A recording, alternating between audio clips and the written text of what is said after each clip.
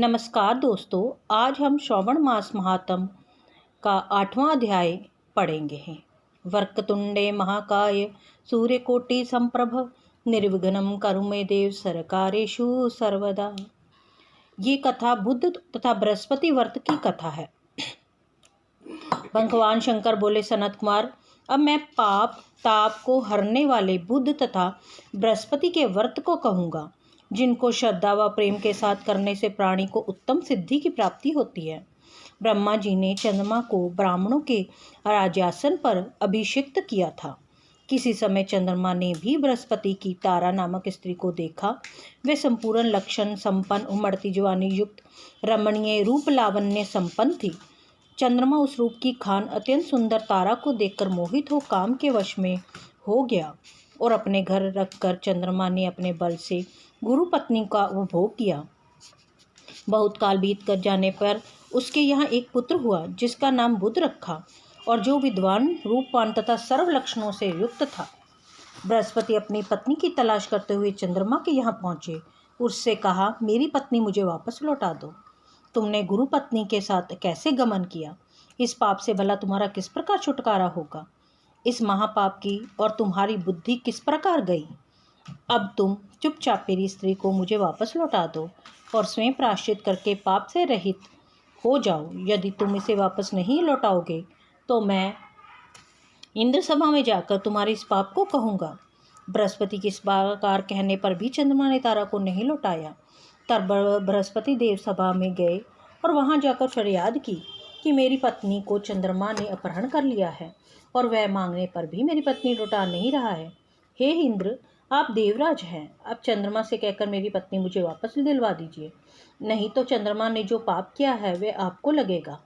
मेरी इस बात से रत्ती भर भी संशय की गुंजाइश नहीं है, क्योंकि राज्य का पाप शास्त्र में प्रमाण से राजा को ही भोगना पड़ता है।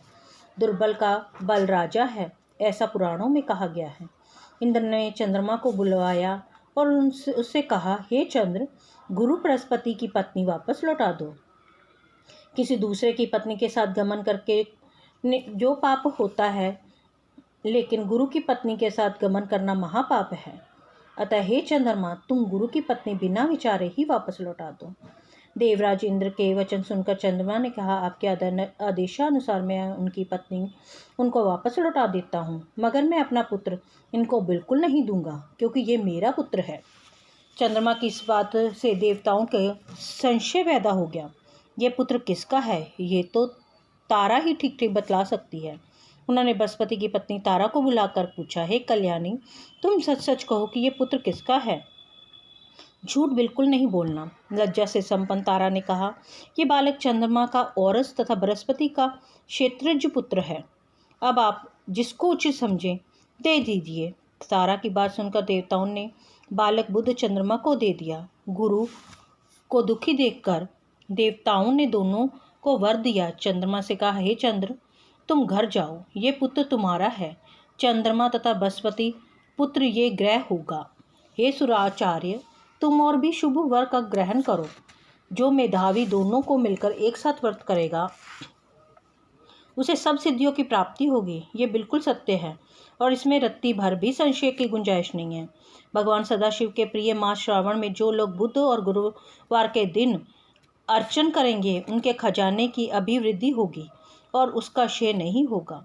न वैद दही भात से दोनों मूर्तियाँ लिखनी चाहिए। जो मूर्तियों को झूले में लिख कर अर्चन करता है वह दीर्घायु तथा संपूर्ण गुणों से युक्त पुत्र प्राप्त करता है। जो मनुष्य खजाने में मूर्ति लिख कर अर्चन करता है, उसके खजाने में अभिवृद्धि होगी तथा उसके क्षय नहीं होगा। पाकशाला में लिख कर अर्चन करने से पाक वृद्धि और देवागार में लिखकर अर्चन करने से देव की दया प्राप्त होती है।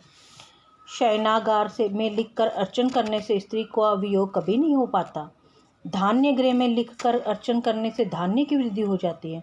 इस प्रकार यथास्थान उसका फल होता है।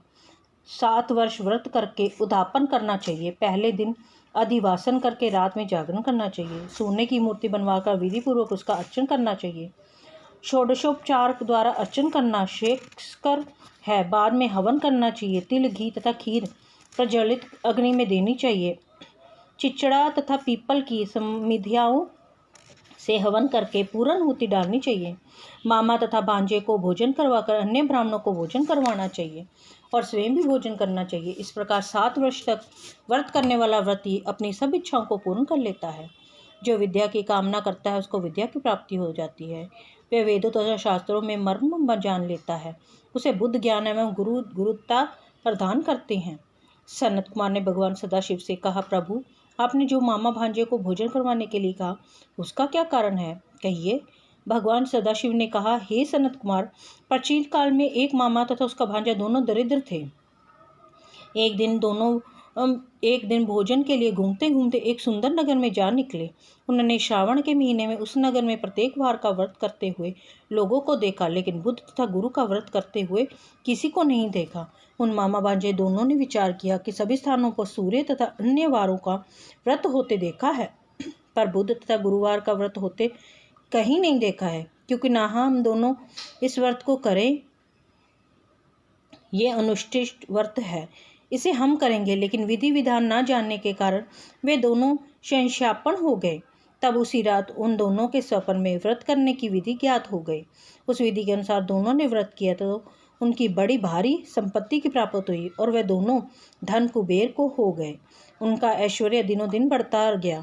इस तरह पूरे 7 वर्ष तक व्रत करके वे पुत्र पौत्र आदि से संपन्न हो गए। बुद्ध और गुरु दोनों ने प्रत्यक्ष होकर उनका वर दिया। आप दोनों ने हमारे व्रत को सुविचार किया। आज से जो कोई भी इस व्रत को करेगा और मामा तथा भांजे को भोजन कराएगा, वह उत्तम सिद्धियों को प्राप्त करेगा और जब इस संसार से विदा होगा तो जब तक चंद्रमा और सूर्य रहेगा तब तक हमारे लोक में रहेगा।